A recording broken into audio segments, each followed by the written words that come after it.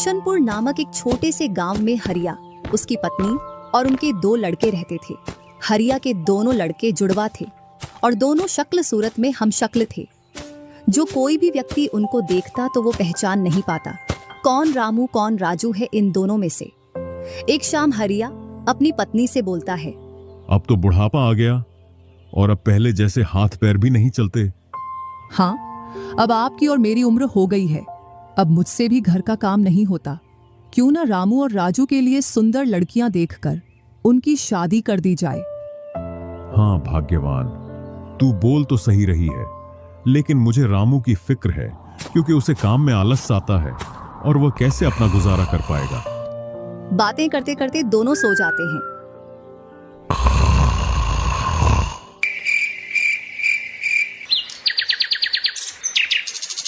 और सुबह उठकर हरिया रामू राजू से बोलता है, तुम दोनों खेतों पर चले जाना और एक खेत को खोद आना जिसमें मैं आकर बीज बो दूंगा। और आज मैं अपने दोस्त से मिलने के लिए पास ही के गांव में जा रहा हूं। 2 दिन में लौट कर आऊंगा। हरिया तैयार होकर दूसरे गांव की ओर निकल जाता है और रामू राजू भी खेतों की ओर चल देते हैं। दोनों खेतों में जाकर काम करने लग जाते हैं। रामू ठहरा कामचोर। वह थोड़ी देर काम करने के बाद एक पेड़ की छांव में जाकर लेट जाता है।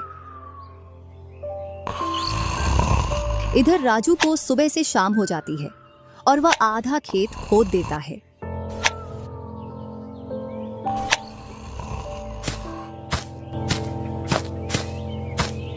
और हरिया भी अपने दोस्त के पास पहुंच जाता है।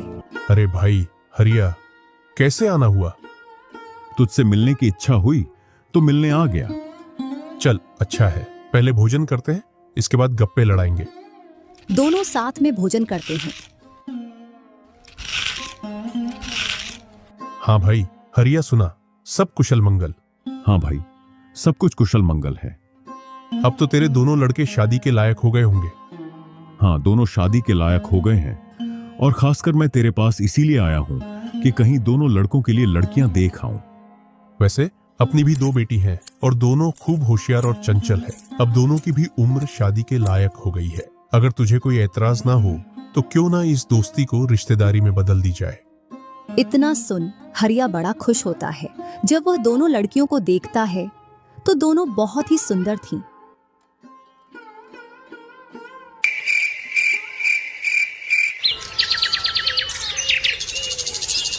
सुबह होते ही